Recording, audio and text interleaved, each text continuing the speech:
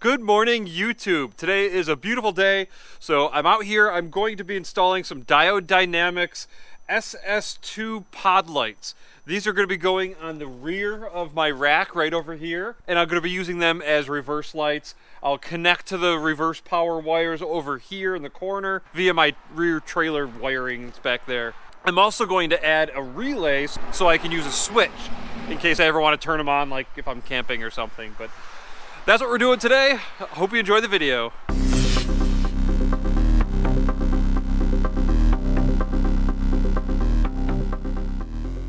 All right, well, I'm up here checking out the placement. I really wish they could have been flush mounted, kind of like behind this rack, but unfortunately they can't. So I could put them on top, but I don't really want to add the wind resistance, which I know isn't a lot, but I was really hoping just to tuck them away, like I said. So it looks like I can put them on the back side here, and they're tucked down a little bit. So that's what we're going to do. I have one over here, I'll have one over there. I have to unscrew these bolts so I can put a couple carriage bolts inside this channel, and I should be able to mount those right there. Hopefully this won't be too much trouble. All right, this bar is unscrewed. Now I'm just taking my carriage bolts, sliding them in. That'll go all the way down there, and I'll keep this one over here. And actually, while I have this apart, I might as well put some Loctite on these when it screws back in. There's no harm in that. All right, just got a little blue Loctite. Put a little dab on there. All right, I've got that one mounted and installed. It's all screwed down. Now I'm just going to slide this one over and mount the other one right here. All right, both of those are installed. Now I just pulled off one of the harnesses. I'm going to go get that harness, and then I'll connect this one and run a wire that way, and then I'll try to tuck it up under there as best I can, and then we'll go inside the car over there. Because these are going to be outside in the elements, I am going to solder these and use heat shrink. I definitely recommend you do that anytime you're working on wiring that's outside. Well, forgive my mess. My workbench is definitely messy, but I'm about to solder these wires together. There we go. So this one has been all heat shrunk. I'm also going to wrap it in electrical tape, and I'm going to measure out exactly how much I need to go from one light to the other, and then I'm going to solder the other plug onto this, and then I'll leave the wires long so I can take them inside the house. But getting there. I decided to take apart the back end here a little bit before I cut or do anything else with the wires. I just want to show you guys how to access the wiring back here. So first you just lift that up, pull that weather stripping back, and then there is a little plastic clip right there. So I just used a pry tool just like this, and that's the clip that you got to pull that out. And then right down here there is a little tie down, and it's a 10mm bolt, so you just got to undo that. Also remove the floor that you have here, just get that completely out of the way, and you'll have to pull up this panel right here. I think that's it, and then I should be able to get my hands back here and access these wires. It'll be a little tight. If you wanted to, you could take it apart a bit more. You could take the spare tire out, and you could take a plastic panel out back there, but I think if you just do that, you'll be able to get to these wires back here. For me, my goal is to get to my trailer hitch wiring that is right here. Hopefully I can reach in there and get it, but yeah, that's the plan, and that's where I'm at. It's kind of hard to see back there, but this is my wiring that goes down there for my trailer harness, and I'm just going to use these. So I have the box mounted right there, and I have the power going to that box, so I'm just going to use that same power, and the ground is going up to that screw hole that's right there. So I'll use those two wires for power, because I do plan on adding a relay, so I will have to have power and ground for that relay. And as for the reverse signal wire, that is going to be this wire right here. I actually ran this in a previous video, and this goes all the way up. It goes through here, and it goes through this boot and comes over to this area right here, which is the reverse light. Now that I got that all taken apart, I was able to measure and kind of get an idea of how long I should make these wires. So I just tucked that in there so I could give this a test fit, and it looks like I can solder it just right about there. So I have a little marker. I'm going to mark that wire, and then I'm going to take this all off and I'll solder it at the workbench inside. But I just wanted to see exactly where I should do it because I wanted to be able to tuck all these wires nicely. And it looks like these wires fit in there perfectly. Oh, I should also mention that there are 3 wires for these lights, because there's power, ground, and then they have an extra light here that I'm thinking about just using as like a running light. So when my tail lights are on, it'll come on. I forget which color I ordered because I ordered these like 3 months ago, but it'll be white for the reverse, and then there's going to be an, I think, amber backlight I think I ordered, but we'll find out when we get this all done.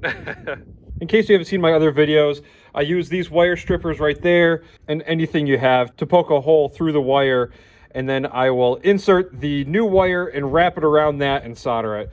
It's just a really solid connection that's never going to go anywhere. All right, they are mounted on the outside here. I have the wire tucked up away.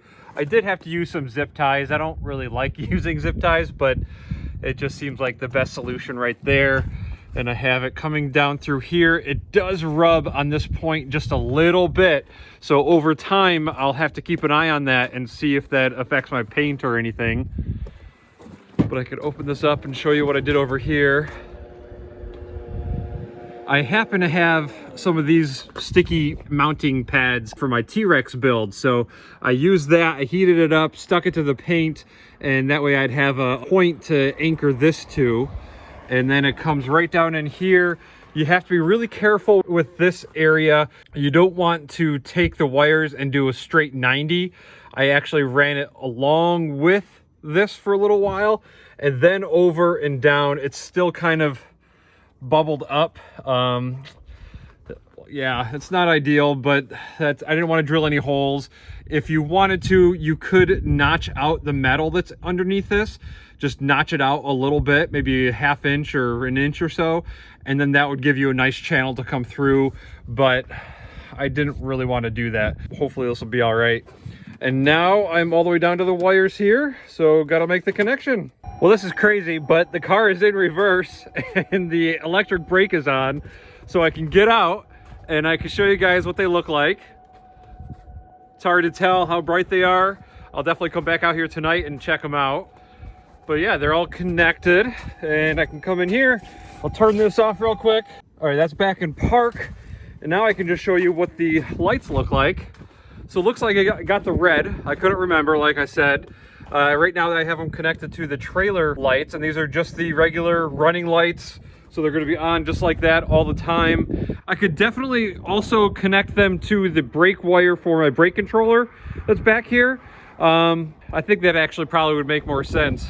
Yeah, let me do that. I'm gonna actually rewire that. And you might already realize this, but you wouldn't be able to use your turn signals for your trailer wiring back here because they would blink anytime you turn your turn signals on. So you don't want that, you just want the brake. So right back here is where I have everything. It is very tight. It would definitely be easier to do this if you remove this whole panel. I made it work, but I got the relay connected right there, and I'll have a drawing to show you how to connect that relay in case you're curious and you want to do this and you're not sure how to wire up a relay. But yeah, this wire right here is my brake wire. So yeah, I'm going to connect to that. Sucks that I already cut this wire and connected it to my trailer wiring adapter here, but I'll just have to extend it and go all the way down there. All right, there we are. I know it kind of looks like a mess down there, but I did tape up the wires to this loom a little bit. I zip tied the relay to an existing hole that was there. Hopefully that doesn't rattle around and make any noise because there is the fabric here, but if it is, I might have to relocate that or mount that a little bit better. And then down here, I connected my blue wire to my power brake wire right there. The red wire is power going to my 7-pin plug. This is my reverse going to my 7-pin plug.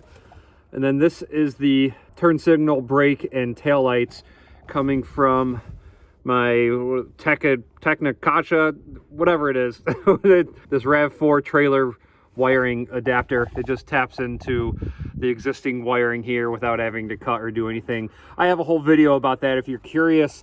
I'll link that below so you guys can check that out. So it's not the prettiest, but it works and nobody ever sees this back here. Well, I got that all wired. It is now wired to my brake light. That I won't be able to test myself until my wife gets home. So maybe tonight I'll come out here and test this all out, try to get it on film, try to see how bright these are, see how much it helps. One question I always get from you guys is, where do I get power for all these electrical devices and accessories that I'm putting in here? And what I did is installed a distribution box in the rear of the vehicle, and I ran a 6-gauge cable directly to the 12-volt battery. So I have constant power over there anytime I need it for any of my switches, lights, or anything. So I can't really say where you should get power. I don't like tapping into OEM wires. If at all possible, I definitely like to avoid it. So that's why I have my own distribution block. I highly recommend you guys doing the same thing. Just find a place that you want to put your distribution block, and you can use that for all of your power, all your needs, and everything. I just thought I would address that because I'm sure I'll get some more questions about it. I'm also going to have a lot of videos in the description below, just because I've done a lot of electronic stuff now to the car. So in case you missed any of that and you are curious about other things, I'll have some links in the description. Oh, and the last thing, these companies have sent me some stickers and different items. So if you're at all interested, I could send you some stickers. Diode Dynamics sent me a bunch of stickers there, decals. I've got a little lanyard right there, a small lanyard. Then here's a longer Diode Dynamics lanyard. And I've got a, no, there's another sticker. And I've got a Rhino Fit sticker there. So if any of you guys are interested in that stuff, just let me know. Maybe you could find me on Instagram and shoot me a message, and I'll get your address and send you these things. If you're interested in any of these stickers, I'm not going to use them. But I guess that's it for the installation. I think they look great. I really hope they help illuminate everything behind me, because it is kind of dark. But yeah, there it is, guys. So the next clip is just going to be me tonight filming and trying to see how bright it is. Well, here's the OEM light on this side, and we can compare that to the other light on this side. It's definitely more of a bright white compared to just a normal incandescent look. But there's the comparison. Not insanely bright. Really, it doesn't seem a whole lot brighter, honestly. I just think the color looks a lot better on this.